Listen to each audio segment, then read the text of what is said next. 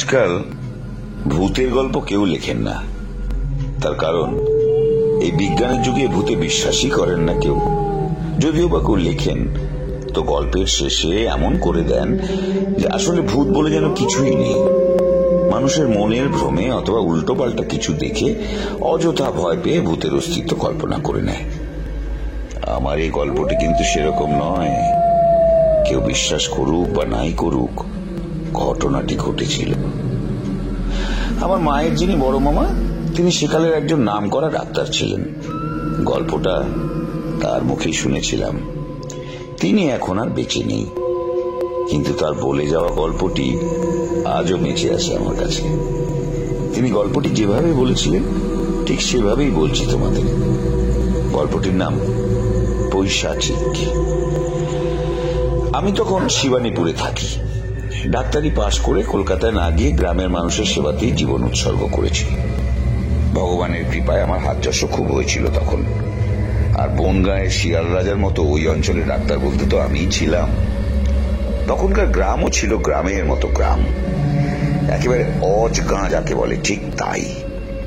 গ্রাম তখন এমনই ছিল যে এখনকার গ্রামের ছেলেরাও তখনকার সেই গ্রামকে কল্পনাও করতে পারবে না। যাই হোক, সেই সময় আমার গ্রামের প্রায় 15 মাইল দূরের এক গ্রাম থেকে কল এলো আমার। কলেরার কেস, না যাওয়া ছাড়া উপায়ও নেই। তাই যা যা সঙ্গে নেওয়ার নিয়ে আমার একটা ঘোড়া ছিল। সেই ঘোড়ায় চেপে রোগী দেখতে চললাম।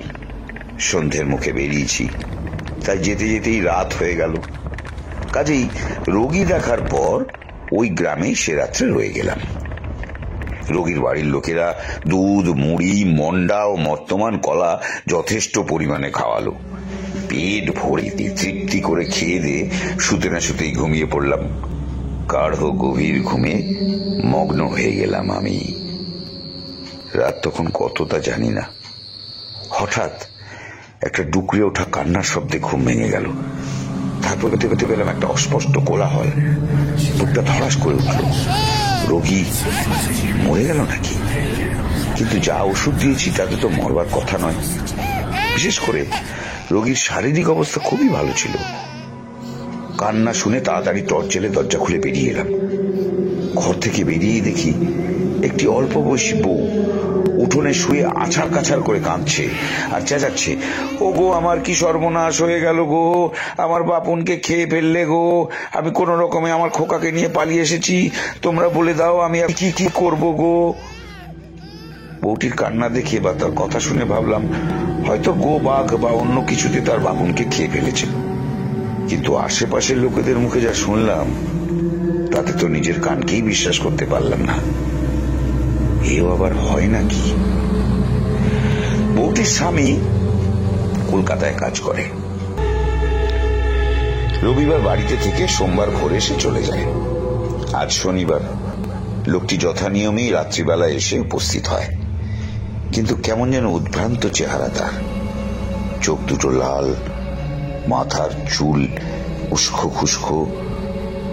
বউটির স্বামীকে জিজ্ঞাসা করে, কি ব্যাপার, তোমার কি শরীর খারাপ নাকি? লোকটি কোন রকমের শুধু বলে, আর কিছু না। রাতের খাওয়া দাওয়া পর্যন্ত করে না। বিছানা করে দিলে গুম হয়ে শুয়ে থাকে চুপচাপ।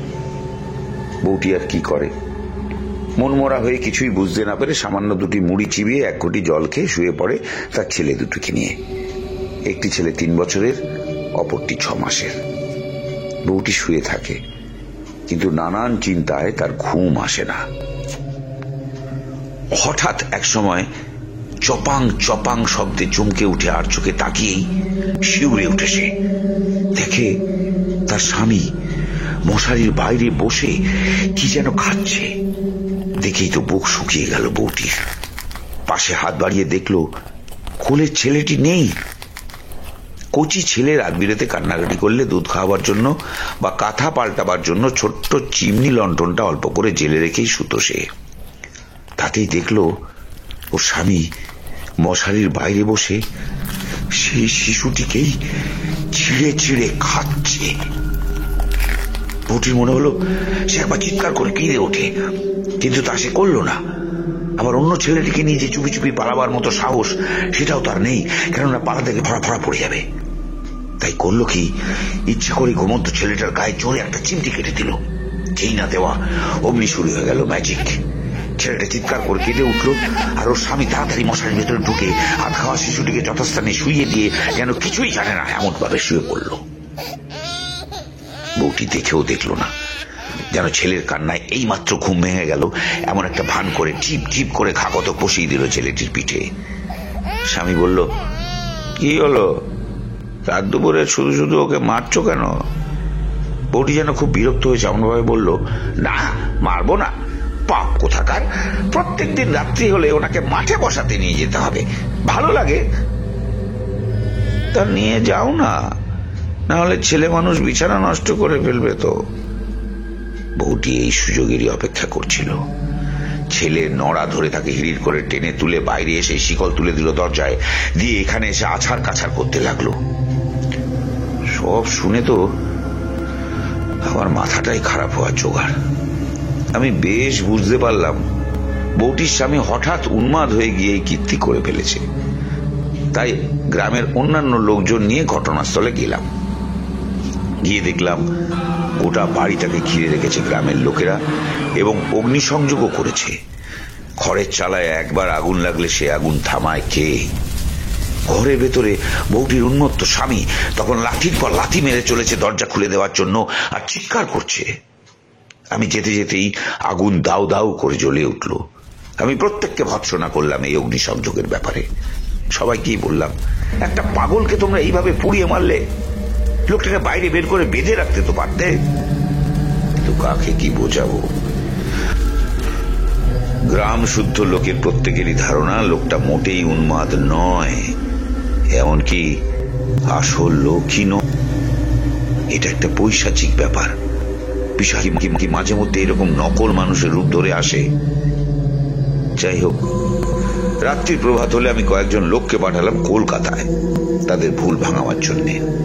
কিন্তু তারা সন্ধ্যের পর কলকাতা থেকে ফিরে এসে যা বলল তা শুনে আবার গায়ের লোম শুদ্ধ খাড়া হয়ে উঠল। তারা বলল, লোকটি দিন দুই আগে কলকাতাতেই গাড়ি চাপা পড়ে মারা গেছে, মৃতদেহ মর্গে আছে।